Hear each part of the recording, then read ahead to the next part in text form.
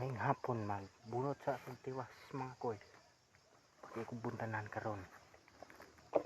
Liaw man yung trabaho. Hindi malalim na yung trabaho lubi.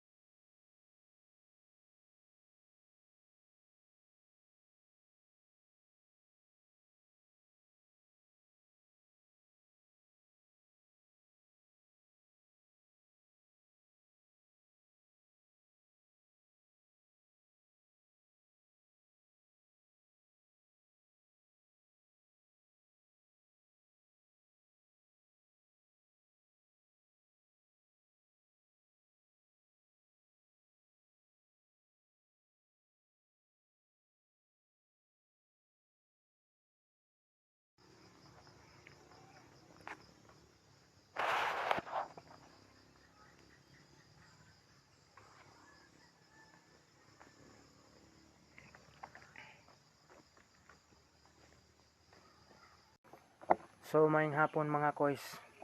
Domingo taro no.